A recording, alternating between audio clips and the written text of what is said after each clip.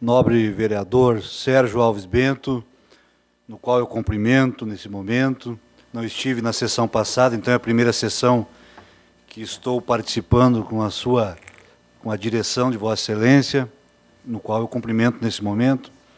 Quero aqui também fazer uma saudação toda especial ao meu amigo Dica, este guerreiro de longa data que vem trabalhando muito nesta comunidade e que muito honra esse parlamento de estar aqui como vereador, hoje representando a nossa comunidade. Então quero aqui, Dica, de público, deixar um abraço a ti e te desejar um bom trabalho aqui nesta casa e certamente você dará uma grande contribuição à nossa sociedade. Da mesma forma, eu cumprimento meu particular amigo Hilário Poleto, vereador Hilário Poleto, esse incansável batalhador de quantos anos atuando também na nossa comunidade, incansável Hilário Poleto. Mas eu venho, nesse momento, nobre presidente, esse espaço que para nós é importante, porque aqui nós podemos falar de vários assuntos que atingem o nosso país, o nosso estado, a nossa comunidade. É um espaço de livre iniciativa, que podemos falar dos mais diversos assuntos. Saímos da votação dos projetos, então ele é importante, porque aqui nós temos a possibilidade e temos a oportunidade de emitir a nossa opinião. E é o que eu quero fazer aqui nesse momento, nesse espaço que me é concedido. Nós falávamos aqui na questão da Copa do Mundo no Brasil. A vereadora Eni também traz um tema importante, que é a questão da situação do Estado. O vereador Brito também vai nesta sequência, e eu acho que é um assunto para esse momento. O vereador Lucas também comenta sobre esse assunto.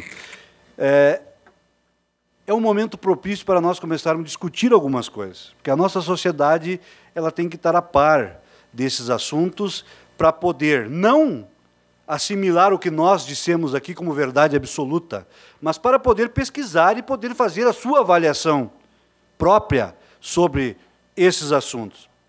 Eu tenho uma grande decepção com o nosso país, hoje, na situação em que nós nos encontramos.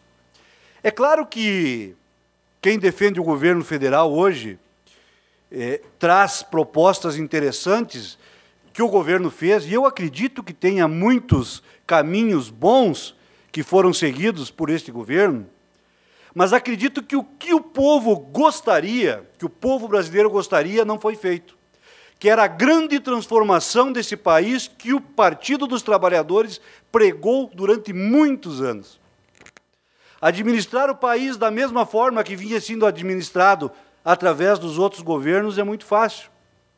Falar do Bolsa Família, que é tirando as pessoas da pobreza, é algo importante, mas é algo que poderia ser trabalhado de uma outra forma, se houvesse as grandes transformações nesse país.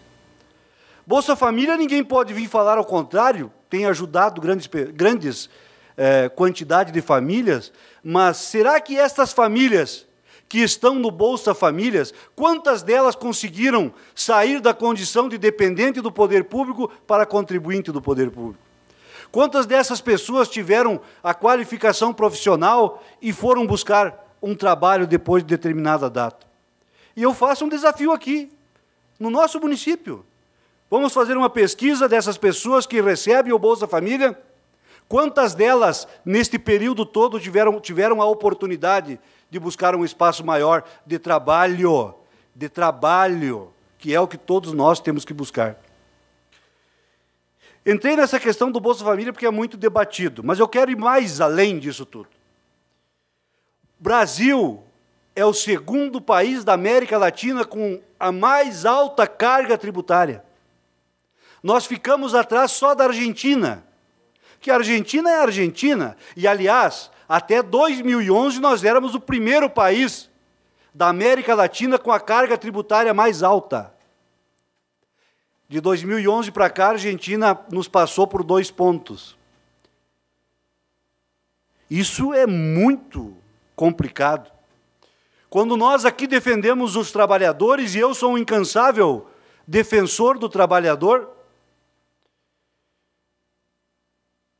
nós temos também ver o outro lado. Hoje se posiciona o país em quem defende o trabalhador e quem defende o patrão. Mas ninguém fala que no meio disso tudo tem um governo que destrói com as empresas, com a alta carga tributária, deixando as empresas que geram emprego à mercê de pagamentos exorbitantes.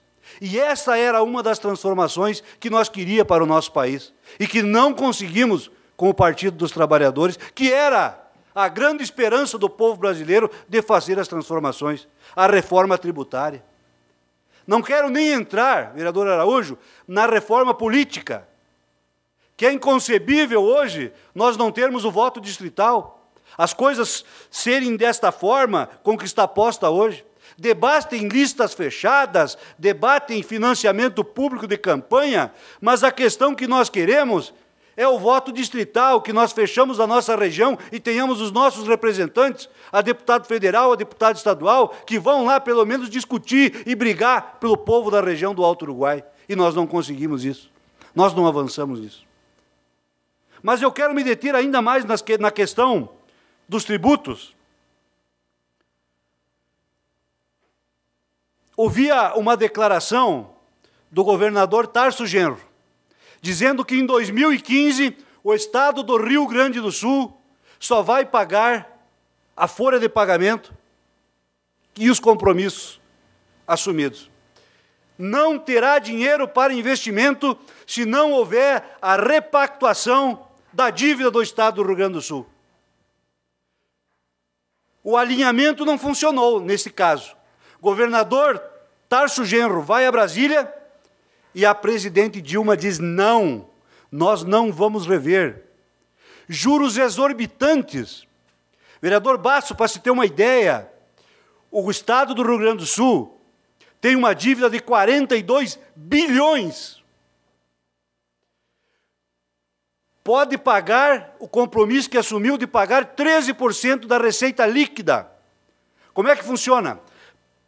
Tem a dívida, tira os 13% da receita líquida, paga esta parte, que é o máximo que o Rio Grande do Sul pode pagar, e o restante, que passa do valor da parcela, vai ficando num resíduo. A dívida é 21 milhões e o resíduo já está em mais de 21 milhões, somando 42 milhões. Sabe quando que o Rio Grande do Sul vai pagar essa dívida? Nunca. Não se revê os juros. Como é que um ente federado, um Estado que pertence à União, o governo federal não tem esta visão de facilitar o trabalho do Estado, para que o Estado invista em educação, em saúde, e que possa gerir? Os municípios e os estados estão quebrados. O governo federal senta em cima do cofre e dá dinheiro aonde quer. Um país com a extensão territorial que tem o nosso Brasil, ficar na mão do governo federal na questão de saúde, na questão de educação, na questão de segurança pública, é uma piada. E é esta reforma que eu esperava do Partido dos Trabalhadores. Era esta, não é os projetos que estão em andamento, e são bons projetos, eu não quero aqui desfazer dos projetos bons desse governo. Assim como o Fernando Henrique teve projetos interessantes, assim como os outros governos tiveram, acertaram, erraram, mas o que nós esperamos, o que o povo brasileiro espera, é uma grande transformação. É alguém que tenha coragem de chegar lá e fazer as reformas necessárias para esse país. Rever essa questão tributária que está acabando com as empresas e, consequentemente, acaba com os empregos. E aí nós ficamos aqui discutindo as questões da saúde, que é importante, a questão da segurança, a questão da educação, e nós nunca vamos resolver isso. Não há prefeito, não há governador que consiga governar um estado, um município, da forma com que está posta hoje a legislação tributária desse país. Concentrado na União e os estados e os municípios que são filhos da União, passando necessidades. Eu posso fazer esse comparativo, é a mesma coisa que um pai de família estar sugando o filho e a filha.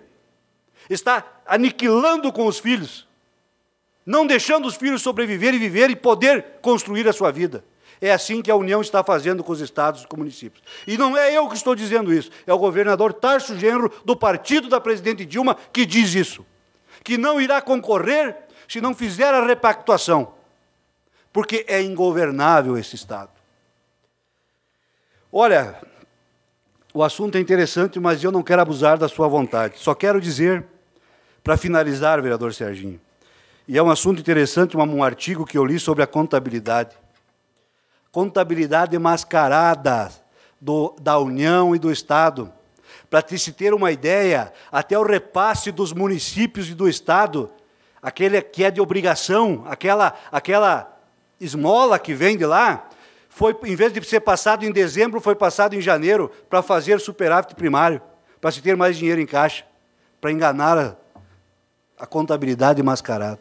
Esse é um assunto interessante que eu quero entrar numa outra oportunidade, e fica aqui esse recado para que a gente possa começar a discutir essas questões também, que são importantes, principalmente nesse ano, que nós vamos ter uma eleição para eleger o nosso presidente da República. Muito obrigado, presidente.